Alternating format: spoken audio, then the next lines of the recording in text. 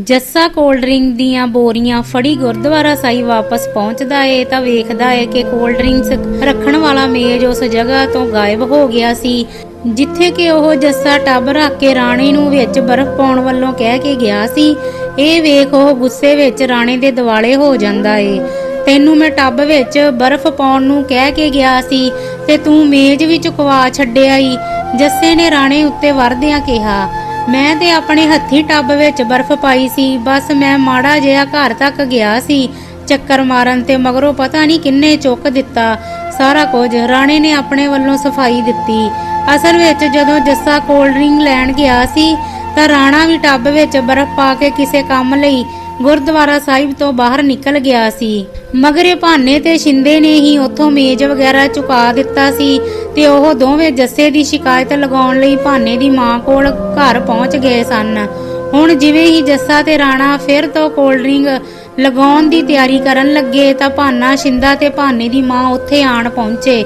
ਪਹਿਲਾਂ ਕੋਈ ਕਸਰ ਰਹਿ ਗਈ ਹੈ ਭਲਾ, ਜਿਹੜਾ ਰਲ ਮਿਲ ਕੇ ਰਹਿੰਦਾ ਖੂੰਦਾ ਵੀ ਜਲੂਸ ਕੱਢਣ ਲੱਗੇ ਹੋ ਸਾਡਾ।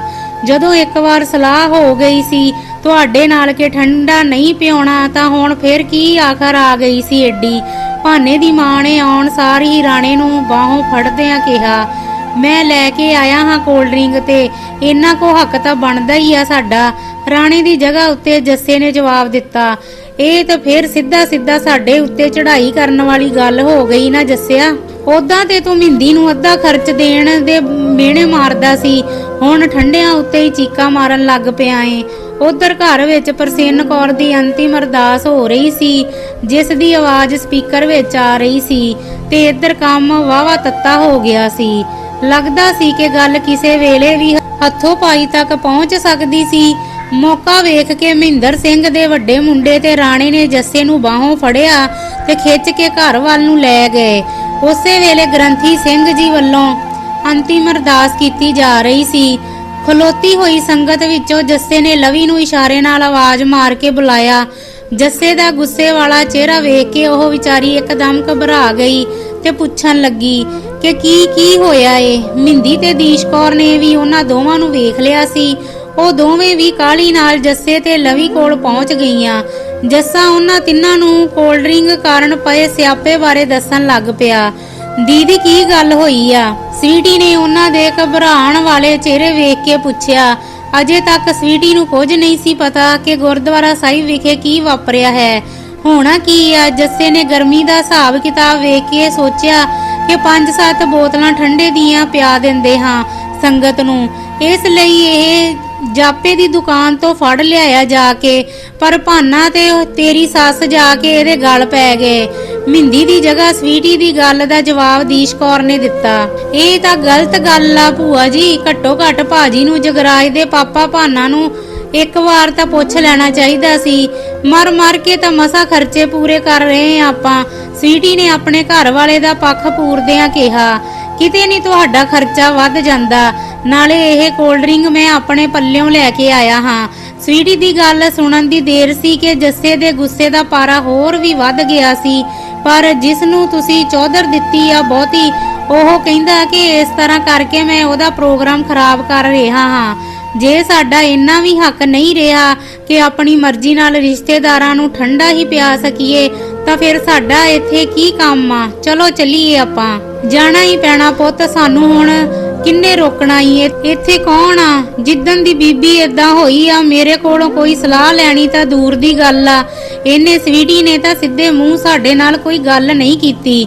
ਦੀਸ਼ ਕੌਰ ਨੇ ਕਚੀਚੀ ਵੱਟਦਿਆਂ ਕਿਹਾ, ਗੱਲ ਕੀ ਕਰਨੀ ਸੀ ਭੂਆ ਜੀ? ਮੇਰੀ ਜਵਾਨ ਜਹਾਨ ਭੈਣ ਇਸ ਦੁਨੀਆ ਤੋਂ ਤੁਰ ਗਈ ਤੇ ਤੁਸੀਂ ਦੋਵਾਂ ਮਾਵਾਂ ਧੀਆਂ ਨੇ ਇੱਕ ਵਾਰ ਅਫਸੋਸ ਤੱਕ ਨਹੀਂ ਕੀਤਾ ਮੇਰੇ ਨਾਲ। ਸਵੀਟੀ ਨੇ ਉਲਾਮਾ ਦਿੰਦਿਆਂ ਕਿਹਾ, ਕਿਹੜੀ ਭੈਣ? ਤੇਰੀ ਸਕੀ ਭੈਣ? ਸਾਨੂੰ ਤਾਂ ਕਿਸੇ ਨੇ ਦੱਸਿਆ ਹੀ ਨਹੀਂ ਇਸ ਬਾਰੇ। ਆ ਹੁਣ ਤੇਰੇ ਮੂੰਹੋਂ ਸੁਣ ਕੇ ਹੀ ਪਤਾ ਲੱਗਾ ਸਾਨੂੰ ਤਾਂ।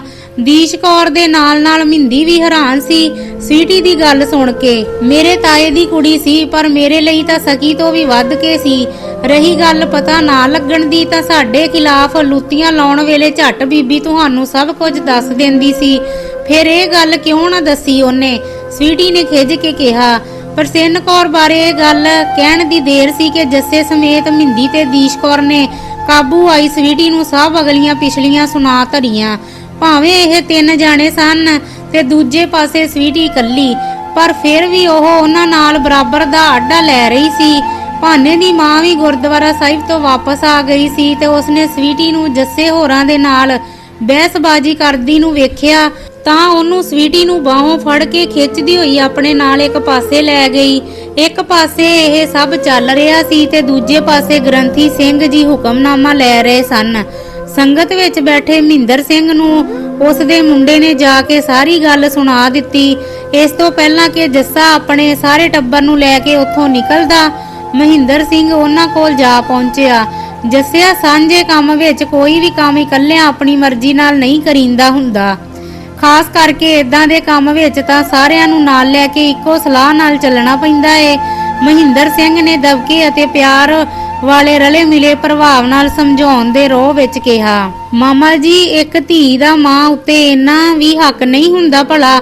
ਮੈਂ ਤਾਂ ਕੋਲਡ ਡਰਿੰਕ ਸਿਰਫ ਫੜ ਕੇ ਹੀ ਲਿਆਇਆ ਤਾਂ ਦੁਕਾਨ ਤੋਂ ਜਾ ਕੇ। ਸਲਾਹ ਤਾਂ ਇਹ ਮੰਮੀ ਤੇ ਮਿੰਦੀ ਦੋਵਾਂ ਦੀ ਸੀ ਤੇ ਇਹਨਾਂ ਨੇ ਪਰਸੋਂ ਦਾ ਹੀ ਜਾਪੇ ਵੀਰ ਹੋਰਾਂ ਨੂੰ ਕਹਿ ਦਿੱਤਾ ਸੀ ਕੋਲਡ ਡਰਿੰਕ ਵੱਲੋਂ।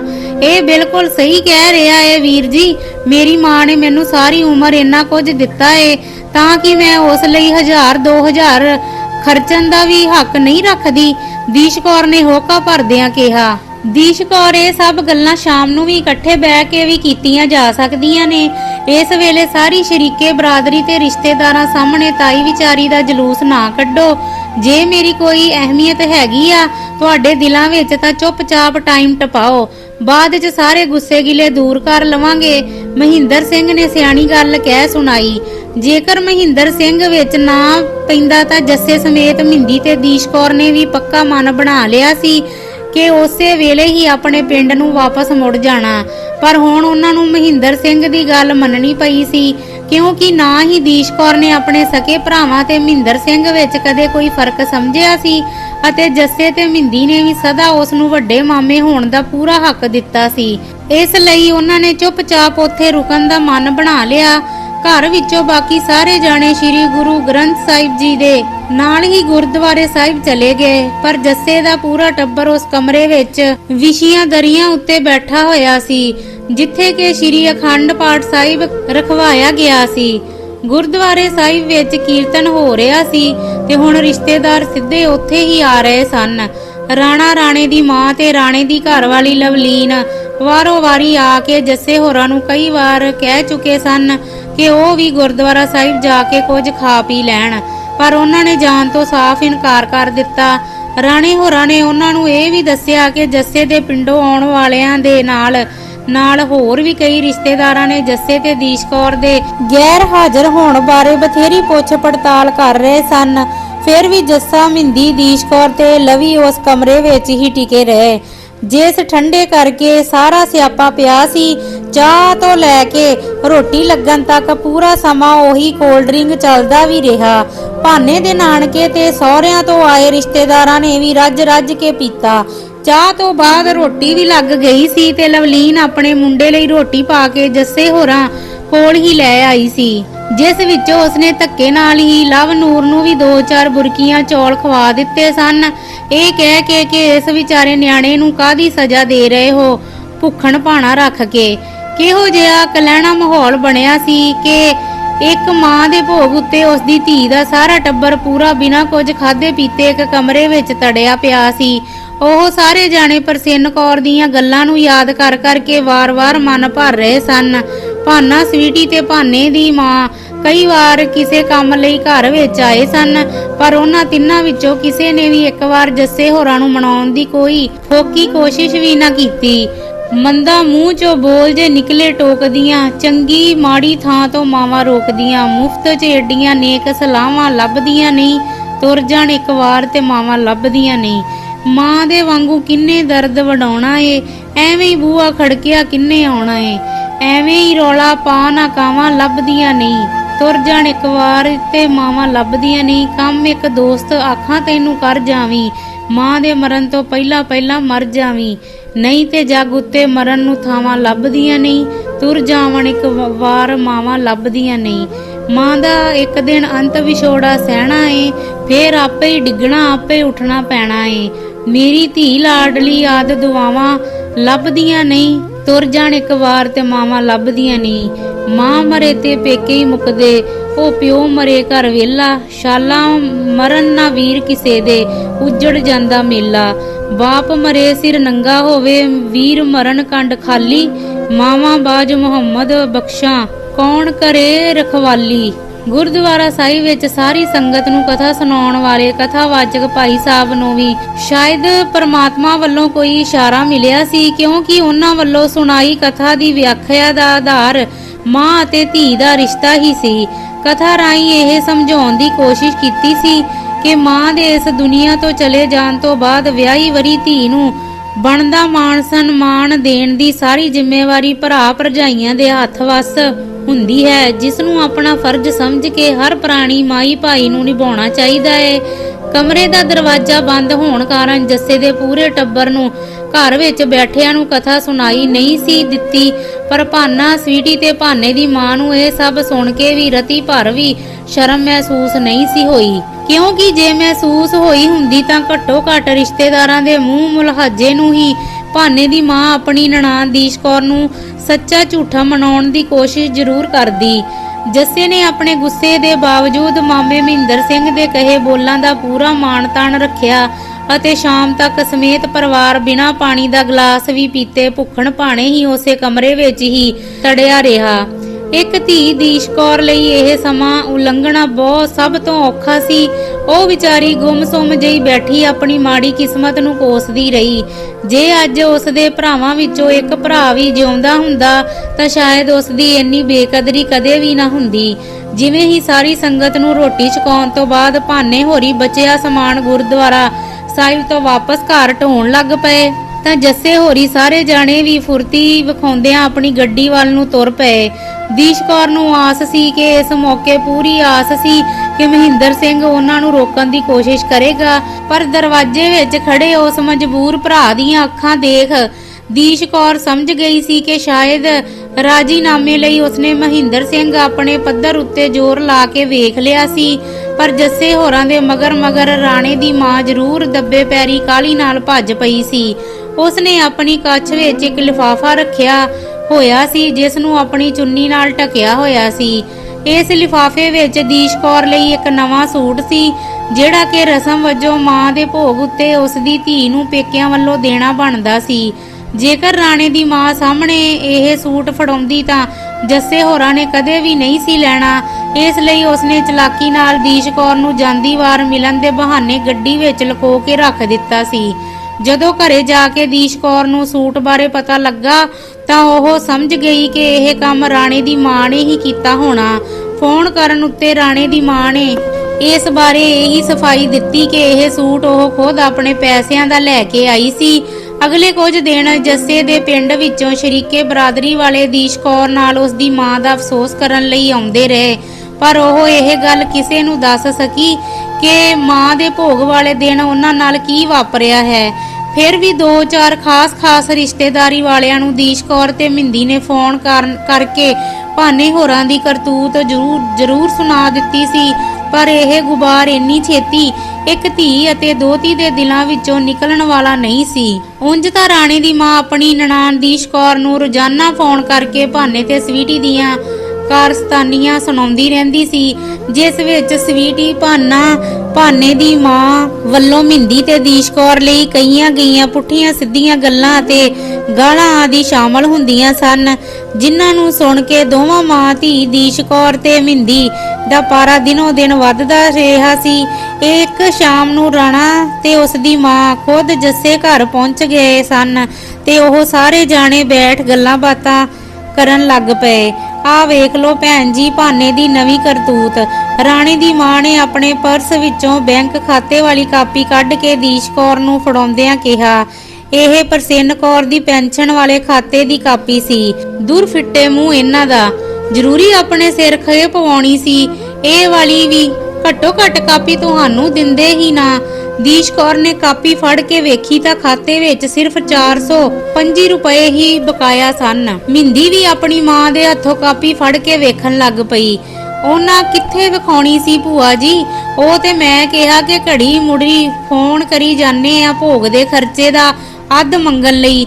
ਮੈਨੂੰ ਵੀ ਤਾਂ ਬੀਬੀ ਦੀ ਪੈਨਸ਼ਨ ਵਾਲੀ ਕਾਪੀ ਵਿਖਾ ਕੇ ਇੱਕ ਵਾਰ ਰਾਣੇ ਨੇ ਜੱਸੇ ਵੱਲ ਵੇਖਦਿਆਂ ਕਿਹਾ, ਤੂੰ ਭਾਉ ਸੋਚਦਾ ਹੋਣਾ ਕਿ ਜਿੰਨੇ ਬੀਬੀ ਦੇ ਖਾਤੇ 'ਚ ਹੋਣਗੇ ਉਹਨੇ ਖਰਚੇ 'ਚੋਂ ਘਟਾ ਕੇ ਬਾਕੀ ਬਚੇ ਦਾ ਅੱਧ ਤੂੰ ਭਾਨੇ ਦੇ ਮੱਥੇ ਮਾਰ ਦੇਵੇਂਗਾ, ਪਰ ਤੈਨੂੰ ਇਹ ਪਤਾ ਹੋਣਾ ਚਾਹੀਦਾ ਕਿ ਕੋਲਿਆਂ ਦੀ ਦਲਾਲੀ ਵਿੱਚ ਹਮੇਸ਼ਾ ਮੂੰਹ ਕਾਲਾ ਹੁੰਦਾ ਹੀ ਹੁੰਦਾ ਏ। ਜੱਸੇ ਨੇ ਹੱਸਦੇ ਹੋਏ ਕਿਹਾ, ਕਹਿੰਦਾ ਕਿ ਬਾਕੀ ਸਾਰੇ ਪੈਸੇ ਬੀਬੀ ਨੇ ਮਰਨ ਤੋਂ 2 ਦਿਨ ਪਹਿਲਾਂ ਹੀ ਕਢਵਾ ਲਏ ਸਨ। ਰਾਣੇ ਦੀ ਮਾਂ ਨੇ ਕਿਹਾ, ਆਹ ਵੇਖੋ ਪੈਨਸ਼ਨ ਪੈਣ ਤੋਂ ਅਗਲੇ ਦਿਨ ਹੀ ਸਾਰੀ ਦੀ ਸਾਰੀ ਪੈਨਸ਼ਨ ਕਢਵਾ ਲਈ ਜਾਂਦੀ ਸੀ। ਜਿੰਨਾ ਚਿਰ ਮੈਂ ਜਾਂਦੀ ਰਹੀ ਬੀਬੀ ਨਾਲ, ਬੀਬੀ ਸਿਰਫ ਵਰਤਣ ਜੋਗੇ ਹੀ ਪੈਸੇ ਕਢਵਾਉਂਦੀ ਸੀ ਤੇ ਬਾਕੀ ਜਮਾ ਰਹਿਣ ਦਿੰਦੀ ਸੀ। ਹਾਏ ਰੱਬਾ, ਭਾਨਾ ਤਾਂ ਖੂਨ ਚੂਸਣ ਵਾਲੀ ਜੋਗ ਤੋਂ ਵੀ ਭੈੜਾ ਨਿਕਲਿਆ। ਮਿੰਦੀ ਨੇ ਖਾਤੇ ਵਾਲੀ ਕਾਪੀ ਵਿੱਚੋਂ ਡਿਟੇਲ ਵੇਖਦਿਆਂ ਕਿਹਾ, ਮੈਂ ਤਾਂ ਤੁਹਾਨੂੰ ਇੱਕੋ ਸਲਾਹ ਦਿੰਦਾ ਹਾਂ ਕਿ ਜਿਵੇਂ ਉਹਨੇ ਤੁਹਾਡੇ ਨਾਲ ਕਰੀ ਆ ਸਦਾ ਹੀ, ਇਸ ਵਾਰ ਤੁਸੀਂ ਵੀ ਉਹਦੇ ਨਾਲ ਉਵੇਂ ਹੀ ਕਰੋ। ਤੁਸੀਂ ਖਰਚੇ ਦਾ ਅੱਧ ਦੇਣ ਤੋਂ ਮੁੱਕਰ ਜਾਓ। ਜੱਸੇ ਨੇ ਰਾਣੇ ਨੂੰ ਸਮਝਾਉਂਦਿਆਂ ਕਿਹਾ, ਮੁੱਕਰ ਤਾਂ ਮੈਂ ਗਿਆ ਸੀ। ਜਦੋਂ ਆ ਕਾਪੀ ਵੇਖੀ ਤਾਂ ਮੈਂ ਭਾਨੇ ਨੂੰ ਫੋਨ ਕਰਤਾ ਸੀ ਕਿ ਖਰਚੇ ਵਾਲਾ ਅੱਧ ਭੁੱਲ ਜਾ। ਉਹ ਨਾ ਮਿਲਿਆ ਹੁਣ ਕਦੇ ਵੀ, ਪਰ ਇਸੇ ਮਾਮਲੇ 'ਚ ਵੀ ਉਹ ਪੂਰਾ ਸਕੀਮੀ ਨਿਕਲਿਆ। ਇਸ ਤੋਂ ਪਹਿਲਾਂ ਕਿ ਰਾਣਾ ਆਪਣੀ ਗੱਲ ਪੂਰੀ ਕਰਦਾ, ਉਸ ਦੀ ਮਾਂ ਨੇ ਵਿੱਚੇ ਹੀ ਟੋਕ ਦਿੱਤਾ, ਸਕੀਮੀ ਉਹ ਕਾਹਦਾ ਨਿਕਲਿਆ? ਚੁਸਤ ਚਲਾਕ ਤਾਂ ਉਹਦੀ ਘਰ ਵਾਲੀ ਸਵੀਟੀ ਆ। ਕਾਪੀ ਦੇਣ ਤੋਂ 2 ਦਿਨ ਪਹਿਲਾਂ ਆਏ ਸੀ ਦੋਵੇਂ ਜੀ ਸਾਡੇ ਕੋਲ ਘਰੇ। ਸਵੀਟੀ ਤਰਲੇ ਮਾਰੀ ਜਾਵੇ ਕਿ ਬੀਬੀ ਕਰਕੇ ਖਰਚਾ ਬੜਾ ਹੋ ਗਿਆ ਸਾਡਾ, ਇਸ ਲਈ ਇਸ ਵਾਰੀ ਵੀ ਪੈਲੀ ਸਾਨੂੰ ਹੀ ਠੇਕੇ ਉੱਤੇ ਦੇ ਦਿਓ। ਰਾਣੇ ਦੀ ਮਾਂ ਦੇ ਬੋਲਣ ਦੇ ਲਿਹਾਜ਼ੇ ਤੋਂ ਸਾਫ਼ ਸੀ ਕਿ ਕੱਢਣੀਆਂ ਤਾਂ ਉਹ ਸਵੀਟੀ ਨੂੰ ਗਾਲਾਂ ਚਾਹੁੰਦੀ ਸੀ, ਪਰ ਸਾਰੇ ਜਾਣੇ ਬੈਠੇ ਹੋਣ ਕਰਕੇ ਝੱਕ ਰਹੀ ਸੀ। ਇਹ ਤਾਂ ਇੱਕ ਚਾਲ ਸੀ ਉਹਨਾਂ ਦੀ ਕਿ ਜੇ ਤੁਸੀਂ ਖਰਚਾ ਦੇਣ ਤੋਂ ਮੁੱਕਰੇ ਤਾਂ ਉਹ ਖਰਚੇ ਦੇ ਪੈਸੇ ਤੁਹਾਨੂੰ ਦੇਣ ਵਾਲੇ ਠੇਕੇ ਵਿੱਚ ਕਟਵਾ ਦੇਣਗੇ। ਤੁਸੀਂ ਫਸ ਗਏ ਹੋਣੇ ਆ ਉਹਨਾਂ ਦੇ ਚੱਕਰ ਵਿੱਚ ਤੇ ਤੁਸੀਂ ਹਾਂ ਕਹਿ ਦਿੱਤੀ ਹੋਣੀ ਆ ਪੈਲੀ ਠੇਕੇ ਉੱਤੇ ਦੇਣ ਵੱਲੋਂ। ਜੱਸਾ ਸਾਰੀ ਸਕੀਮ ਸਮਝ ਗਿਆ ਸੀ, ਪਰ ਭਾਊ ਮੈਂ ਕਹਿਤਾ ਫੋਨ ਕਰਕੇ ਭਾਨੇ ਨੂੰ ਕਿ ਨਾ ਤਾਂ ਮੈਂ ਖਰਚੇ ਦਾ ਅੱਧ ਦੇਣਾ ਹੀ ਤੇ ਨਾ ਹੀ ਪੈਲੀ ਦੇਣੀ ਆ ਠੇਕੇ ਉੱਤੇ। ਤੈਨੂੰ ਹੁਣ ਜੋ ਹੁੰਦਾ ਏ ਤੇਥੋਂ ਕਰ ਲਾ। ਇੰਜ ਲੱਗ ਰਿਹਾ ਸੀ ਜਿਵੇਂ ਰਾਣਾ ਪੂਰਾ ਤਪਿਆ ਪਿਆ ਸੀ ਤੇ ਭਾਨੇ ਤੇ ਸਵੀਟੀ ਦੀ ਇਸ ਚਲਾਕੀ ਵਾਲੀ ਚਾਲ ਤੋਂ। ਰਾਣੇ ਦੀ ਇਸ ਗੱਲ ਵਿੱਚ ਜੱਸਾ ਤੇ ਮਿੰਦੀ ਪੂਰੀ ਹਾਮੀ ਭਰ ਰਹੇ ਸਨ ਉਸ ਦੀ, ਪਰ ਰਾਣੇ ਦੀ ਮਾਂ ਤੇ ਦੀਸ਼ ਕੌਰ ਨੇ ਇਹਨਾਂ ਤਿੰਨਾਂ ਨੂੰ ਸਮਝਾਉਂਦਿਆਂ ਕਿਹਾ ਕਿ ਜਿਵੇਂ ਭਾਨਾ ਤੇ ਸਵੀਟੀ ਚਾਹੁੰਦੇ ਨੇ ਉਵੇਂ ਕਰਨ ਵਿੱਚ ਹੀ ਸਾਰਿਆਂ ਦੀ ਭਲਾਈ ਆ, ਕਿਉਂਕਿ ਕੱਲ ਨੂੰ ਜੇਕਰ ਰਾਣਾ ਕੱਲਾ ਕਾਰਾ ਆਪਣੀ ਪੈਲੀ ਨੂੰ ਪਾਣੀ ਵਗੈਰਾ ਲਗਾਉਣ ਲਈ ਜਾ ਹੋਰ ਕਿਸੇ ਕੰਮ ਲਈ ਦੇਰ ਸਵੇਰ ਪਿੰਡ ਜਾਵੇਗਾ ਤਾਂ ਭਾਨਾ ਕਿਸੇ ਵੀ ਤਰੀਕੇ ਉਸ ਨੂੰ ਕੋਈ ਨੁਕਸਾਨ ਪਹੁੰਚਾ ਸਕਦਾ ਸੀ। ਆਖੀਰ ਇਹੀ ਫੈਸਲਾ ਹੋਇਆ ਕਿ ਰਾਣੇ ਹੋਰੀ ਆਪਣੀ ਪੈਲੀ ਦੇ ਠੇਕੇ ਵਾਲੇ ਪੈਸਿਆਂ ਵਿੱਚੋਂ ਹੀ ਪ੍ਰਸੰਨ ਕੌਰ ਦੇ ਭੋਗ ਦੇ ਖਰਚੇ ਦਾ ਅੱਧ ਭਾਨੇ ਨੂੰ ਕਟਵਾ ਦੇਣਗੇ। ਰਾਣੇ ਦੀ ਮਾਂ ਚਾਹੁੰਦੀ ਸੀ ਕਿ ਦੀਸ਼ ਕੌਰ ਤੇ ਮਿੰਦੀ ਇੱਕ ਵਾਰ ਖੁਦ ਭਾਨੇ ਹੋਰਾਂ ਘਰੇ ਜਾ ਕੇ ਆਪਣੇ ਦਿਲ ਦੀ ਭੜਾਸ ਕੱਢ ਆਉਣ, ਪਰ ਨਾ ਹੀ ਉਹ ਦੋਵੇਂ ਇਸ ਕੰਮ ਲਈ ਮੰਨ ਰਹੀਆਂ ਸਨ ਤੇ ਨਾ ਹੀ ਜੱਸਾ ਚਾਹੁੰਦਾ ਸੀ ਕਿ ਐਵੇਂ ਦਾ ਕੁਝ ਹੋਵੇ। ਪਰ ਇੱਕ ਗੱਲ ਤਾਂ ਪੱਕੀ ਸੀ ਕਿ ਇੱਕ ਦੂਜੇ ਦੇ ਸਾਹਮਣੇ ਬੈਠ ਕੇ ਹੀ ਸਾਰਾ ਮਸਲਾ ਹੱਲ ਹੋ ਸਕਦਾ ਸੀ, ਕਿਉਂਕਿ ਗੱਲ ਸਿਰਫ ਪ੍ਰਸੰਨ ਕੌਰ ਦੇ ਭੋਗ ਵਾਲੇ ਦਿਨ ਠੰਡਾ ਪਿਉਣ ਦੀ ਜਾਂ ਪਿਉਣ ਦੀ ਨਹੀਂ ਸੀ, ਸਗੋਂ ਭਾਨੇ ਸਵੀਟੀ ਤੇ ਭਾਨੇ ਦੀ ਮਾਂ ਦੇ ਦਿਲਾਂ ਵਿੱਚ ਮਿੰਦੀ ਤੇ ਦੀਸ਼ ਕੌਰ ਦੇ ਪ੍ਰਤੀ ਭਰੀ ਹੋਈ ਕੁੜੱਤਣ ਨੂੰ ਗੱਲਾਂ ਬਾਤਾਂ ਨਾਲ ਬਾਹਰ ਕੱਢਣ ਦੀ ਸੀ। ਪ੍ਰਸੰਨ ਕੌਰ ਨੂੰ ਇਸ ਦੁਨੀਆ ਤੋਂ ਗਿਆ 3 ਮਹੀਨੇ ਦਾ ਸਮਾਂ ਹੋ ਗਿਆ ਸੀ। ਕਿਤੇ ਨਾ ਕਿਤੇ ਦੀਸ਼ ਕੌਰ ਨੂੰ ਆਪਣੇ ਭਰਾ ਮਹਿੰਦਰ ਸਿੰਘ ਤੋਂ ਅਜੇ ਵੀ ਉਮੀਦ ਬਾਕੀ ਸੀ ਕਿ ਉਹ ਭਾਨੇ ਹੋਰਾਂ ਨੂੰ ਸਮਝਾਉਣ ਦੀ ਕੋਸ਼ਿਸ਼ ਜ਼ਰੂਰ ਕਰੇਗਾ, ਪਰ ਪੈਲੀ ਦੀ ਸਾਂਝੀ ਵੱਟ ਨੂੰ ਲੈ ਕੇ ਭਾਨੇ ਅਤੇ ਮਹਿੰਦਰ ਸਿੰਘ ਵਿਚਕਾਰ ਵੀ ਕਾਟੋ ਕਲੇਸ਼ ਹੋ ਗਿਆ ਸੀ ਤੇ ਦੀਸ਼ ਕੌਰ ਦੀ ਭਾਨੇ ਹੋਰਾਂ ਨਾਲ ਹੋਣ ਵਾਲੀ ਸੁਲਾਹ ਸਫਾਈ ਦੀ ਆਖਰੀ ਉਮੀਦ ਵੀ ਜਲਦੀ ਹੀ ਟੁੱਟ ਗਈ। ਪ੍ਰਸੰਨ ਕੌਰ ਦੀ ਭੈਣਾ ਵਰਗੀ ਸਹੇਲੀ ਸਵਰਨ ਕੌਰ, ਉਹੀ ਜਿਸ ਨੇ ਪ੍ਰਸੰਨ ਕੌਰ ਨੂੰ ਭਾਨੇ ਤੇ ਭੋਲੀ ਦੇ ਚੱਲ ਰਹੇ ਚੱਕਰ ਵੱਲੋਂ ਦੱਸਿਆ ਸੀ, ਦਾ ਘਰ ਵਾਲਾ ਵੀ ਜੱਸੇ ਦੇ ਮਹਿਕਮੇ ਵਿੱਚੋਂ ਹੀ ਰਿਟਾਇਰ ਹੋਇਆ ਸੀ ਤੇ ਸਵਰਨ ਕੌਰ ਨੂੰ ਵੀ ਪ੍ਰਸੰਨ ਕੌਰ ਵਾਂਗ ਹੀ ਆਪਣੇ ਘਰ ਵਾਲੇ ਦੀ ਸਰਕਾਰੀ ਫੈਮਿਲੀ ਪੈਨਸ਼ਨ ਮਿਲਦੀ ਸੀ।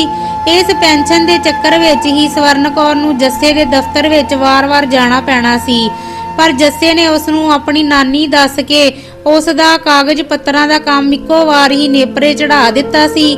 ਸਵਰਨ ਕੌਰ ਤਾਂ ਪਹਿਲਾਂ ਹੀ ਦੀਸ਼ ਕੌਰ ਨਾਲ ਬੜਾ ਮੇਲ ਮਿਲਾਪ ਰੱਖਦੀ ਸੀ ਤੇ ਹੁਣ ਉਸ ਦੀ ਜੱਸੇ ਅਤੇ ਲਵੀ ਨਾਲ ਵੀ ਕਾਫੀ ਸਾਂਝ ਬਣ ਗਈ।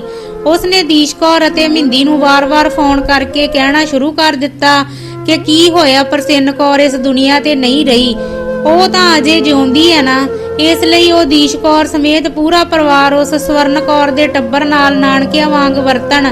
ਦੀਸ਼ ਕੌਰ ਤੇ ਮਹਿੰਦੀ ਨੇ ਵੀ ਇਹ ਸੋਚਿਆ ਕਿ ਇਸੇ ਬਹਾਨੇ ਉਹ ਨਾਨਕੇ ਪਿੰਡ ਜਾਣਗੀਆਂ ਤਾਂ ਹੋ ਸਕਦਾ ਭਾਨੇ ਹੋਰਾਂ ਦੇ ਟੱਬਰ ਨਾਲ ਬੋਲਣ ਚਾਲਣ ਦਾ ਕੋਈ ਨਾ ਕੋਈ ਸਬੱਬ ਬਣ ਜਾਵੇ। ਇਸ ਲਈ ਇੱਕ ਦਿਨ ਉਹ ਦੋਵੇਂ ਸਕੂਟਰੀ ਉੱਤੇ ਸਵਰਨ ਕੌਰ ਦੇ ਘਰ ਜਾ ਪਹੁੰਚੀਆਂ, ਜਿੱਥੇ ਸਵਰਨ ਕੌਰ ਤੇ ਉਸਦੇ ਨੂੰਹ ਪੁੱਤ ਵੱਲੋਂ ਉਹਨਾਂ ਨੂੰ ਪੂਰਾ ਮਾਣ ਸਤਿਕਾਰ ਦਿੱਤਾ ਗਿਆ। ਜਦੋਂ ਸ਼ਾਮ ਨੂੰ ਮਹਿੰਦੀ ਹੋਰੀ ਆਪਣੇ ਪਿੰਡ ਨੂੰ ਵਾਪਸ ਆਉਣ ਲਈ ਨਾਨਕੇ ਪਿੰਡ ਤੋਂ ਨਿਕਲੀਆਂ ਤਾਂ ਫਿਰਨੀ ਉੱਤੇ ਹੀ ਉਹਨਾਂ ਨੂੰ ਭਾਨੇ ਹੋਰਾਂ ਦੀ ਉਹ ਗਵਾਂਢਣ ਮਿਲ ਗਈ, ਜਿਸ ਦੇ ਫੋਨ ਉੱਤੇ ਕਦੇ-ਕਦੇ ਪ੍ਰਸੰਨ ਕੌਰ ਉਹਨਾਂ ਨੂੰ ਫੋਨ ਕਰ ਲੈਂਦੀ ਹੁੰਦੀ ਸੀ। ਉਸਨੇ ਡਰਦੀ ਨੇ ਇਹ ਦੱਸਿਆ ਕਿ ਪ੍ਰਸੰਨ ਕੌਰ ਦੀ ਮੌਤ ਹੋਣ ਤੋਂ 2 ਦਿਨ ਪਹਿਲਾਂ ਪ੍ਰਸੰਨ ਕੌਰ ਉਹਨਾਂ ਦੇ ਘਰ ਆਈ ਸੀ ਤੇ ਉਹਨਾਂ ਮਹਿੰਦੀ ਹੋਰਾਂ ਨੂੰ ਫੋਨ ਕਰਨਾ ਚਾਹੁੰਦੀ ਸੀ, ਪਰ ਮਗਰ ਹੀ ਭਾਨਾ ਵੀ ਉੱਥੇ ਪਹੁੰਚ ਗਿਆ ਸੀ ਤੇ ਦਬਕਾ ਮਾਰ ਕੇ ਪ੍ਰਸੰਨ ਕੌਰ ਨੂੰ ਆਪਣੇ ਨਾਲ ਵਾਪਸ ਲੈ ਗਿਆ ਸੀ।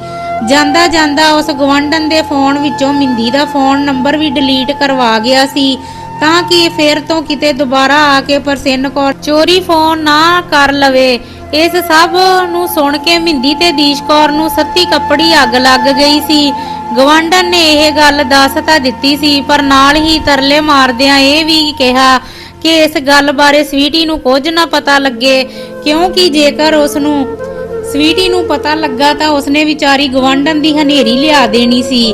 ਘਰੇ ਪਹੁੰਚ ਮਹਿੰਦੀ ਨੇ ਸਾਰੀ ਗੱਲ ਜੱਸੇ ਨੂੰ ਸੁਣਾ ਦਿੱਤੀ, ਜਿਸ ਨੂੰ ਸੁਣ ਕੇ ਜੱਸਾ ਸੁੰਕੇ ਮਾਰ-ਮਾਰ ਰੋਣ ਲੱਗ ਪਿਆ। ਕਮੀਨਗੀ ਦੀ ਵੀ ਕੋਈ ਹੱਦ ਹੁੰਦੀ ਆ। ਇਹ ਲੋਕ ਭਾਨਾ ਤੇ ਸਵੀਟੀ ਇੱਕ ਮਾਂ ਨੂੰ ਆਪਣੀ ਧੀ ਨਾਲ ਗੱਲ ਕਰਨ ਤੋਂ ਵੀ ਰੋਕਣ ਲੱਗ ਪਏ ਸੀ। ਕੀ ਪਤਾ ਇਸ ਦੁਨੀਆ ਤੋਂ ਜਾਣ ਤੋਂ ਪਹਿਲਾਂ ਉਹ ਕਿਹੜੀ ਦਿਲ ਦੀ ਗੱਲ ਕਰਨੀ ਚਾਹੁੰਦੀ ਸੀ। ਦੀਸ਼ ਕੌਰ ਵੀ ਡੁਸਕਦਿਆਂ ਹੋਇਆਂ ਬੋਲ ਰਹੀ ਸੀ। ਕੀ ਪਤਾ ਉਸ ਵਿਚਾਰੀ ਨੂੰ ਇਸ ਟੱਬਰ ਨੇ ਕਿੰਨਾ ਕੁ ਤਾਇਆ ਹੋਇਆ ਸੀ ਕਿ ਉਹ ਸਾਨੂੰ ਦੱਸਣ ਲਈ ਡਿੱਗਦੀ ਢਹਿੰਦੀ ਗਵਾਂਢੀਆਂ ਘਰੇ ਜਾ ਪਹੁੰਚੀ। ਮਹਿੰਦੀ ਨੇ ਵੀ ਸਵੀਟੀ ਤੇ ਭਾਨੇ ਨੂੰ ਗਾਲਾਂ ਕੱਢਦੇ ਹੋਏ ਕਿਹਾ, 2 ਹੀ ਗੱਲਾਂ ਹੋ ਸਕਦੀਆਂ ਨੇ, ਜਾਂ ਤਾਂ ਉਸ ਨੂੰ ਰੋਟੀ ਪਾਣੀ ਨਾ ਦਿੰਦੇ ਹੋਣਗੇ ਜਾਂ ਫਿਰ ਉਸ ਨੂੰ ਮਜਬੂਰ ਕਰਦੇ ਹੋਣੇ ਆ ਕਿ ਉਹ ਪ੍ਰਸੰਨ ਕੌਰ ਆਪਣੀ ਧੀ ਦੀਸ਼ ਕੌਰ ਕੋਲੋਂ ਦੋਤੀ ਦੇ ਵਿਆਹ ਲਈ ਦਿੱਤਾ 2 ਲੱਖ ਵਾਪਸ ਮੰਗੇ। ਜੱਸੇ ਨੇ ਪਤੇ ਦੀ ਗੱਲ ਕਰ ਦਿੱਤੀ ਸੀ। ਮੇਰਾ ਤਾਂ ਉਸੇ ਵੇਲੇ ਦਿਲ ਕਰ ਰਿਹਾ ਸੀ ਕਿ ਜਾ ਕੇ ਭਾਨੇ ਤੇ ਸਵੀਟੀ ਦੀਆਂ ਰਗਾਂ ਤੋਂ ਫੜ ਲਵਾਂ ਕਿ ਪਤਾ ਬੀਬੀ ਨੇ ਕਿੰਨੇ ਤਰਲੇ ਲਏ ਹੋਣੇ ਆ ਆਖਰੀ ਸਮੇਂ ਕਿ ਉਹ ਉਸ ਦੀ ਗੱਲ ਸਾਡੇ ਨਾਲ ਹੋ ਜਾਵੇ, ਪਰ ਇਹਨਾਂ ਕਮਬਖਤਾਂ ਨੇ ਜਾਣ ਬੁੱਝ ਕੇ ਸਾਨੂੰ ਫੋਨ ਨਹੀਂ ਕੀਤਾ ਹੋਣਾ। ਗੱਲਾਂ ਕਰਦਿਆਂ ਜੱਸੇ ਨੂੰ ਪਤਾ ਨਹੀਂ ਕੀ ਹੋ ਗਿਆ ਤੇ ਉਹ ਇੱਕਦਮ ਖੜਾ ਹੋ ਕੇ ਮਹਿੰਦੀ ਨੂੰ ਕਹਿਣ ਲੱਗਾ, ਮੈਨੂੰ ਤਾਂ ਲੱਗਦਾ ਕਿ ਬੀਬੀ ਨੂੰ ਇਹਨਾਂ ਨੇ ਆਪਣੇ ਹੱਥੀ ਮਾਰਿਆ ਏ। ਨਹੀਂ ਪੁੱਤ, ਇੰਨੇ ਵੀ ਬੇਕਿਰਕ ਨਹੀਂ ਹੋ ਸਕਦੇ। ਹਾਂ, ਇਹ ਗੱਲ ਪੱਕੀ ਆ ਕਿ ਇਹਨਾਂ ਨੇ ਉਸ ਵਿਚਾਰੀ ਦਾ ਜੀਣਾ ਹਰਾਮ ਕੀਤਾ ਹੋਊ ਕਿਸੇ ਨਾ ਕਿਸੇ ਗੱਲ ਤੋਂ। ਤਾਂ ਹੀ ਮੇਰੀ ਮਾਂ ਮੇਰੇ ਨਾਲ ਗੱਲ ਕਰਕੇ ਆਪਣਾ ਦਿਲ ਹੌਲਾ ਕਰਨਾ ਚਾਹੁੰਦੀ ਸੀ। ਦੀਸ਼ ਕੌਰ ਨੇ ਕਿਹਾ, ਆਪਾਂ ਥਾਣੇ ਜਾ ਕੇ ਮੰਮੀ ਵੱਲੋਂ ਰਿਪੋਰਟ ਲਿਖਵਾ ਦਈਏ ਕਿ ਸਾਨੂੰ ਸ਼ੱਕ ਆ ਭਈ ਭਾਨੇ ਹੋਰਾਂ ਨੇ ਬੀਬੀ ਦਾ ਕਤਲ ਕੀਤਾ ਏ। ਆਪੇ ਜਦੋਂ ਪੁਲਿਸ ਦੇ ਪਟੇ ਵੱਜੇ ਤਾਂ ਸਾਰਾ ਕੁਝ ਸੱਚੋ ਸੱਚ ਬਕੂਗਾ। ਮੰਮੀ ਦਾ ਤਾਂ ਪਤਾ ਨਹੀਂ, ਪਰ ਮੈਂ ਤੇਰੇ ਨਾਲ ਹਾਂ ਇਸ ਕੰਮ 'ਚ। ਇੱਕ ਵਾਰ ਤਾਂ ਨਾਸਾ ਬੰਦ ਕਰੀਏ ਇਸ ਟੱਬਰ ਦੀਆਂ। ਮਹਿੰਦੀ ਨੇ ਜੱਸੇ ਦਾ ਹੁੰਗਾਰਾ ਭਰਦਿਆਂ ਕਿਹਾ, ਨਾ ਪੁੱਤ, ਆਪਾਂ ਨਹੀਂ ਕਰਨਾ ਕੁਝ ਵੀ ਇਦਾਂ ਦਾ, ਕਿਉਂਕਿ ਇਸ ਤਰ੍ਹਾਂ ਕੀਤਿਆਂ ਨਾਮ ਤਾਂ ਫਿਰ ਤੇਰੇ ਭਰਾ ਤੇ ਪਿਓ ਦਾ ਹੀ ਖਰਾਬ ਹੋਣਾ ਏ। ਜਿਸ ਸਵੀਟੀ ਕਰਕੇ ਇਹ ਸਾਰਾ ਕੁਝ ਵਾਪਰਿਆ ਉਸ ਦਾ ਤਾਂ ਕੁਝ ਵੀ ਨਹੀਂ ਵਿਗੜਨਾ। ਦੀਸ਼ ਕੌਰ ਨੇ ਸਿਆਣੀ ਗੱਲ ਕਰਦਿਆਂ ਆਪਣੀ ਧੀ ਅਤੇ ਪੁੱਤ ਨੂੰ ਸਮਝਾਉਣ ਦੀ ਕੋਸ਼ਿਸ਼ ਕੀਤੀ। ਦੀਸ਼ ਕੌਰ ਵੱਲੋਂ ਪੂਰੀ ਸਿਰ ਖਪਾਈ ਦੇ ਬਾਵਜੂਦ ਵੀ ਜੱਸਾ ਤੇ ਮਹਿੰਦੀ ਇਸ ਗੱਲ ਉੱਤੇ ਬਾਜਿਦ ਸਨ ਕਿ ਭਾਨੇ ਵਿਰੁੱਧ ਥਾਣੇ ਵਿੱਚ ਸ਼ਿਕਾਇਤ ਕਰਨੀ ਹੀ ਕਰਨੀ ਆ। ਹੋਰ ਕੋਈ ਚਾਰਾ ਨਾ ਚੱਲਦਾ ਵੇਖ ਕੇ ਦੀਸ਼ ਕੌਰ ਨੇ ਆਪਣੇ ਭਰਾ ਮਹਿੰਦਰ ਸਿੰਘ ਨੂੰ ਫੋਨ ਲਾ ਲਿਆ, ਕਿਉਂਕਿ ਉਸ ਨੂੰ ਪਤਾ ਸੀ ਕਿ ਜੱਸੇ ਨੇ ਹੋਰ ਕਿਸੇ ਕੋਲੋਂ ਵੀ ਕਾਬੂ ਨਹੀਂ ਆਉਣਾ। ਮਹਿੰਦਰ ਸਿੰਘ ਨੇ ਅੱਧਾ ਕੁ ਘੰਟਾ ਲਾ ਕੇ ਜੱਸੇ ਨੂੰ ਦਬਕੇ ਦੁਬਕੇ ਮਾਰੇ ਤਾਂ ਉਸਦਾ ਜੱਸੇ ਦਾ ਦਿਮਾਗ ਟਿਕਾਣੇ ਆ ਗਿਆ। ਰਾਤ ਨੂੰ ਜੱਸਾ ਆਪਣੀ ਨਾਨੀ ਬਾਰੇ ਸੋਚ ਕੇ ਉਸਲ ਵੱਟੇ ਲੈ ਰਿਹਾ ਸੀ ਕਿ ਭਾਨੇ ਤੇ ਸਵੀਟੀ ਨੂੰ ਸਬਕ ਸਿਖਾਉਣ ਲਈ ਉਸਦੇ ਦਿਮਾਗ ਵਿੱਚ ਇੱਕ ਤੂਫਾਨੀ ਸਕੀਮ ਆ ਗਈ ਸੀ। ਅਸਲ ਵਿੱਚ ਜੱਸੇ ਦੇ ਨਾਨੇ ਦੀ ਮੌਤ ਹੋਣ ਤੋਂ ਬਾਅਦ ਉਸ ਨਾਨੇ ਦੀ ਨਕਲੀ ਵਸੀਅਤ ਬਣਾ ਕੇ ਹੀ ਜੱਦੀ ਪੁਸ਼ਤੀ ਜ਼ਮੀਨ ਦੋਵਾਂ ਮਾਮਿਆਂ ਦੇ ਨਾਮ ਕਰਵਾਈ ਗਈ ਸੀ। ਅਗਲੇ ਦਿਨ ਜਦੋਂ ਜੱਸੇ ਨੇ ਆਪਣੇ ਇੱਕ ਵਕੀਲ ਦੋਸਤ ਨੂੰ ਦੱਸੀ ਤਾਂ ਉਸ ਨੂੰ ਪਤਾ ਲੱਗ ਗਿਆ ਕਿ ਆਪਣੀ ਮਾਂ ਦੀਸ਼ ਕੌਰ ਕੋਲੋਂ ਅਦਾਲਤ ਵਿੱਚ ਰਿਟ ਪਵਾ ਕੇ ਆਪਣੇ ਨਾਨੇ ਦੀ ਵਸੀਅਤ ਤੁੜਵਾ ਸਕਦਾ ਸੀ। ਇਸ ਤਰ੍ਹਾਂ ਕਰਕੇ ਉਹ ਭਾਨੇ ਤੇ ਸਵੀਟੀ ਦੀਆਂ ਚੀਕਾਂ ਕਢਵਾਉਣਾ ਚਾਹੁੰਦਾ ਸੀ, ਪਰ ਅੰਦਰੋਂ ਉਸ ਨੂੰ ਇਹ ਵੀ ਡਰ ਸੀ ਕਿ ਉਸ ਦੀ ਮਾਂ ਸ਼ਾਇਦ ਇਸ ਕੰਮ ਲਈ ਕਦੇ ਨਹੀਂ ਮੰਨੇਗੀ। ਤੇ ਹੋਇਆ ਵੀ ਇੰਜ ਹੀ। ਦੀਸ਼ ਕੌਰ ਨੇ ਤਾਂ ਥਾਣੇ ਵਿੱਚ ਸ਼ਿਕਾਇਤ ਦੇਣ ਦੀ ਹਾਮੀ ਨਹੀਂ ਸੀ ਭਰੀ, ਪਰ ਫਿਰ ਅਦਾਲਤ ਵਿੱਚ ਕੇਸ ਕਰਨ ਲਈ ਕਿਵੇਂ ਮੰਨ ਜਾਂਦੀ। ਜੇ ਬੰਦਾ ਜੱਸੇ ਵਾਂਗ ਮਾੜਾ ਪੜ੍ਹਿਆ ਲਿਖਿਆ ਹੋਵੇ ਤਾਂ ਉਹ ਆਪਣੇ ਦਿਮਾਗ ਨਾਲ ਕਈ ਤਰ੍ਹਾਂ ਦੀਆਂ ਸਕੀਮਾਂ ਘੜਦਾ ਰਹਿੰਦਾ ਏ ਅਤੇ ਸੋਚਦਾ ਹੈ ਕਿ ਰੱਬ ਵੀ ਉਸੇ ਤਰ੍ਹਾਂ ਹੀ ਕਰੇਗਾ ਜਿਵੇਂ ਉਹ ਸੋਚੀ ਜਾਵੇਗਾ। ਪਰ ਕਦੇ ਵੀ ਇੰਜ ਨਹੀਂ ਹੁੰਦਾ ਤੇ ਹੁੰਦਾ ਵੀ ਉਵੇਂ ਹੀ ਹੈ ਜਿਵੇਂ ਉਸ ਸੱਚੇ ਪਾਤਸ਼ਾਹ ਜੀ ਨੇ ਲੇਖਾਂ ਵਿੱਚ ਲਿਖਿਆ ਹੁੰਦਾ ਏ। ਸ਼ਾਇਦ ਇਸੇ ਲਈ ਹੀ ਸਿਆਣਿਆਂ ਨੇ ਸੱਚੀਆਂ ਕਹਾਵਤਾਂ ਘੜੀਆਂ ਨੇ ਕਿ ਉਸ ਦੀ ਲਿਖਿਆ ਨੂੰ ਉਹੀ ਜਾਣਦਾ ਏ। ਸਮਾਜਿਕ ਤੌਰ ਤੇ ਵਿਚਾਰਦਿਆਂ ਹੋਇਆਂ ਥੋੜੇ ਸਮੇਂ ਵਿੱਚ ਹੀ ਜੱਸੇ ਤੇ ਭਾਨੇ ਹੋਰਾਂ ਦੇ ਟੱਬਰ ਇਹ ਸਮਝੀ ਬੈਠੇ ਸਨ ਕਿ ਹੁਣ ਉਹ ਦੋਵੇਂ ਪਰਿਵਾਰ ਕਦੇ ਵੀ ਇਕੱਠੇ ਨਹੀਂ ਹੋ ਸਕਦੇ। ਇੱਕ ਦਿਨ ਜੱਸਾ ਤੇ ਲਵੀ ਆਪਣੀ ਡਿਊਟੀ ਤੋਂ ਵਾਪਸ ਆ ਰਹੇ ਸਨ ਕਿ ਜੱਸੇ ਦੀ ਚਾਚੇ ਦੀ ਕੁੜੀ ਦਾ ਫੋਨ ਆ ਗਿਆ। ਉਸ ਦੀ ਨਨਾਣ ਜੱਸੇ ਦੀ ਭੈਣ ਮਹਿੰਦੀ ਲਈ ਕਿਸੇ ਬਾਹਰਲੇ ਮੁਲਕ ਵਾਲੇ ਮੁੰਡੇ ਦੀ ਦੱਸ ਪਾ ਰਹੀ ਆ। ਜੱਸੇ ਨੇ ਉਸ ਕੋਲੋਂ ਉਸ ਦੀ ਨਨਾਣ ਦਾ ਫੋਨ ਨੰਬਰ ਲਿਆ ਤੇ WhatsApp ਉੱਤੇ ਮੁੰਡੇ ਦੀ ਫੋਟੋ ਮੰਗਵਾ ਲਈ। ਫੋਟੋ ਵੇਖਦਿਆਂ ਸਾਰ ਹੀ ਜੱਸੇ ਤੇ ਲਵੀ ਨੂੰ ਮੁੰਡਾ ਪਸੰਦ ਆ ਗਿਆ। ਘਰ ਪਹੁੰਚਦੇ ਹੀ ਲਵੀ ਨੇ ਮਹਿੰਦੀ ਦੇ ਆ ਰਹੇ ਰਿਸ਼ਤੇ ਬਾਰੇ ਸਾਰੀ ਗੱਲਬਾਤ ਆਪਣੀ ਸੱਸ ਦੀਸ਼ ਕੌਰ ਨੂੰ ਸੁਣਾ ਧਰੀ। ਬਸ ਉਸ ਕੋਲੋਂ ਇੱਕ ਗਲਤੀ ਹੋ ਗਈ ਕਿ ਉਸਨੇ ਰਿਸ਼ਤੇ ਦੀ ਦੱਸ ਪਾਉਣ ਬਾਰੇ ਆਪਣੀ ਚਚੇਰੀ ਨਨਾਣ ਵੱਲੋਂ ਆਪਣੀ ਸੱਸ ਨੂੰ ਦੱਸ ਦਿੱਤਾ, ਜਿਸ ਨੂੰ ਸੁਣ ਕੇ ਦੀਸ਼ ਕੌਰ ਚੰਗੇ ਭਲੇ ਰਿਸ਼ਤੇ ਬਾਰੇ ਝੱਟ ਹੀ ਨੈਗੇਟਿਵ ਹੋ ਗਈ ਤੇ ਲਵੀ ਨੂੰ ਕਿਹਾ ਕਿ ਉਹ ਮਹਿੰਦੀ ਨੂੰ ਕੁਝ ਨਾ ਦੱਸੇ। ਇਹ ਪਹਿਲੀ ਵਾਰ ਨਹੀਂ ਸੀ, ਹਮੇਸ਼ਾ ਹੀ ਦੀਸ਼ ਕੌਰ ਤੇ ਮਹਿੰਦੀ ਰਿਸ਼ਤੇ ਬਾਰੇ ਬਾਅਦ ਵਿੱਚ ਵਿਚਾਰ ਕਰਦੀਆਂ ਸਨ ਤੇ ਪਹਿਲਾਂ ਉਹ ਰਿਸ਼ਤਾ ਕਰਵਾਉਣ ਵਾਲੇ ਬਾਰੇ ਕਈ ਤਰ੍ਹਾਂ ਦੀਆਂ ਨੁਕਸ ਬਿੰਨੀਆਂ ਕੱਢਦੀਆਂ, ਪਰ ਇਸ ਵਾਰ ਜੱਸੇ ਨੇ ਪੱਕਾ ਮਨ ਵਿੱਚ ਧਾਰ ਲਿਆ ਸੀ ਕਿ ਇਹ ਰਿਸ਼ਤਾ ਕਿਸੇ ਵੀ ਹੀਲੇ ਸਿਰੇ ਲਗਾ ਕੇ ਹੀ ਛੱਡਣਾ ਏ। ਇਸ ਲਈ ਉਸਨੇ ਆਪਣੀ ਮਾਂ ਅਤੇ ਭੈਣ ਨੂੰ ਕੋਲ ਬਿਠਾ ਕੇ ਮੁੰਡੇ ਦੀਆਂ ਸਿਫਤਾਂ ਦੇ ਪੁੱਲ ਬੰਨਣੇ ਸ਼ੁਰੂ ਕਰ ਦਿੱਤੇ। ਮੁੰਡੇ ਦਾ ਨਾਮ ਦੀਦਾਰ ਸਿੰਘ ਸੀ। B ਫਾਰਮੇਸੀ ਕੀਤੀ ਹੋਈ ਸੀ, ਜਿਸ ਦੇ ਸਿਰ ਉੱਤੇ ਕੈਨੇਡਾ ਦਾ ਸਿਟੀਜ਼ਨ ਹੋ ਚੁੱਕਾ ਸੀ। ਹੋਰ ਤਾਂ ਹੋਰ ਆਪਣਾ ਘਰ ਵੀ ਲੈ ਲਿਆ ਸੀ। ਕੈਨੇਡਾ ਦੇ ਵਿੱਚ ਸੈਟਲ ਹੋਣ ਦੇ ਚੱਕਰ ਵਿੱਚ ਉਮਰ ਥੋੜੀ ਜ਼ਿਆਦਾ ਹੋ ਗਈ ਸੀ, ਪਰ ਫਿਰ ਵੀ ਮਹਿੰਦੀ ਦੀ ਉਮਰ ਨਾਲੋਂ ਸਾਲ ਕੁਦਾ ਹੀ ਫਰਕ ਸੀ। ਫੋਟੋਆਂ ਵਿੱਚ ਵੇਖਣ ਨੂੰ ਤਾਂ ਉਹ ਮਸਾਂ ਹੀ 27-28 ਸਾਲ ਦਾ ਚੋਬਰ ਹੀ ਲੱਗਦਾ ਸੀ, ਕਿਉਂਕਿ ਜਿਮ ਜਾਣ ਦਾ ਸ਼ੌਕੀਨ ਹੋਣ ਕਰਕੇ ਸਰੀਰ ਬਿਲਕੁਲ ਫਿੱਟ ਫਾਟ ਸੀ। ਚੰਗੀ ਵਧੀਆ ਜਿਹੀ ਭੂਮਿਕਾ ਬੰਨਣ ਤੋਂ ਬਾਅਦ ਜਿਵੇਂ ਹੀ ਜੱਸੇ ਨੇ ਮਹਿੰਦੀ ਨੂੰ ਮੁੰਡੇ ਦੀ ਫੋਟੋ ਵਿਖਾਈ ਤਾਂ ਇਹ ਪਹਿਲੀ ਵਾਰ ਸੀ ਕਿ ਉਸ ਨੂੰ ਮੁੰਡੇ ਦੀ ਫੋਟੋ ਜੱਚ ਗਈ ਸੀ। ਧੀ ਨੂੰ ਪਸੰਦ ਆਈ ਤਾਂ ਫਿਰ ਮਾਂ ਨੂੰ ਵੀ ਖੁਦ ਬਖੁਦ ਹੀ ਚੰਗੀ ਲੱਗਣੀ ਸੀ। ਅਗਲੇ ਹੀ ਦਿਨ ਜੱਸਾ, ਮਹਿੰਦੀ ਤੇ ਦੀਸ਼ ਕੌਰ ਆਪਣੀ ਕਾਰ ਉੱਤੇ ਵਿਚੋਲਣ ਦੇ ਘਰੇ ਜਾ ਪਹੁੰਚੇ, ਜਿੱਥੇ ਵਿਚੋਲਣ ਨੇ ਪਹਿਲਾਂ ਹੀ ਮੁੰਡੇ ਦੀ ਤਾਈ ਤੇ ਤਾਏ ਨੂੰ ਬੁਲਾਇਆ ਹੋਇਆ ਸੀ। ਤਾਈ ਤਾਇਆ ਵੇਖਣ ਤੋਂ ਹੀ ਰੱਬ ਦਾ ਰੂਪ ਜਾਪ ਰਹੇ ਸਨ ਤੇ ਜਦੋਂ ਉਹਨਾਂ ਦੇ ਵਿਚਾਰ ਸੁਣੇ ਤਾਂ ਜੱਸਾ ਤੇ ਦੀਸ਼ ਕੌਰ ਦੋਵੇਂ ਜਾਣੇ ਮਨ ਹੀ ਮਨ ਅੰਦਰ ਪ੍ਰਮਾਤਮਾ ਦਾ ਕੋਟੀ-ਕੋਟੀ ਧੰਨਵਾਦ ਕਰਨ ਲੱਗ ਪਏ। ਹੋਇਆ ਇੰਜ ਕਿ ਤਾਈ ਤੇ ਤਾਇਆ ਜੀ ਨੇ ਮਿੰਟਾਂ ਸਕਿੰਟਾਂ ਵਿੱਚ ਹੀ ਬਿਲਕੁਲ ਸਾਦ ਮੁਰਾਦੀ ਮਹਿੰਦੀ ਨੂੰ ਪਸੰਦ ਕਰ ਲਿਆ।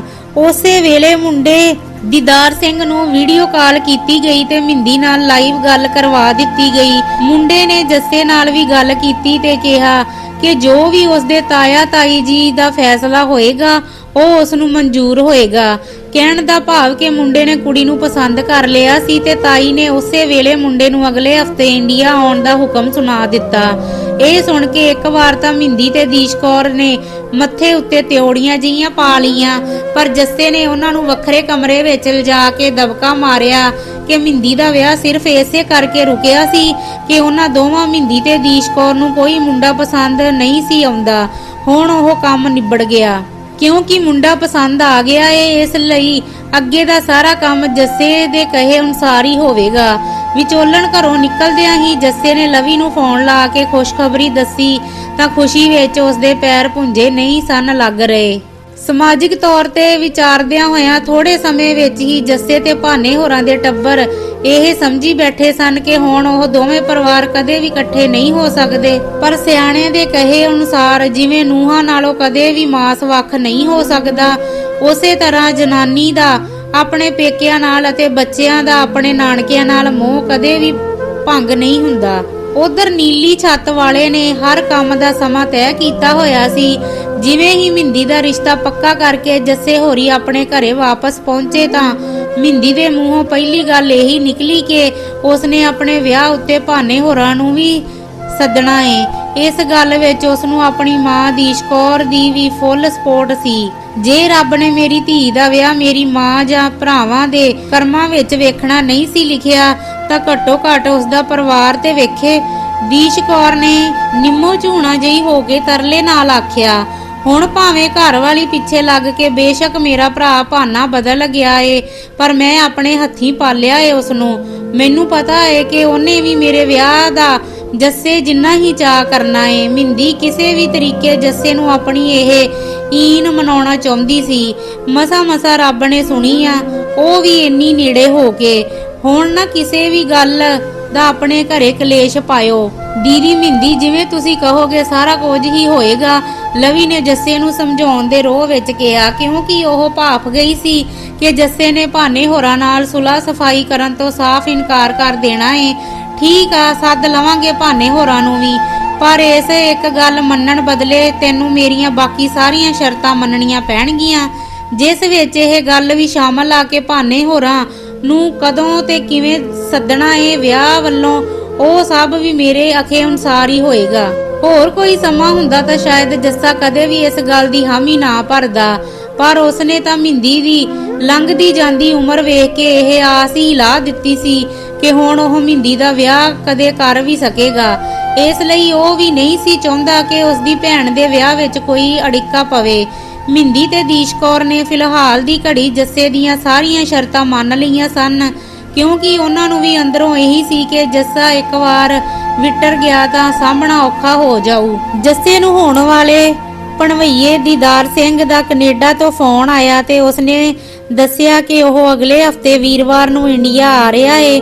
ਦੀਦਾਰ ਸਿੰਘ ਚਾਹੁੰਦਾ ਸੀ ਕਿ ਉਸਦੇ ਆਉਣ ਤੋਂ 2 ਦਿਨ ਬਾਅਦ ਐਤਵਾਰ ਨੂੰ ਹੀ ਵਿਆਹ ਦਾ ਦਿਨ ਮਿੱਥ ਲਿਆ ਜਾਵੇ। ਇੰਨੀ ਕਾਹਲੀ ਦਾ ਦੀਦਾਰ ਸਿੰਘ ਨੇ ਕਾਰਨ ਇਹ ਦੱਸਿਆ ਕਿ ਉਹ ਸਿਰਫ 2 ਵੀਕ ਲਈ ਹੀ ਇੰਡੀਆ ਆ ਰਿਹਾ ਏ।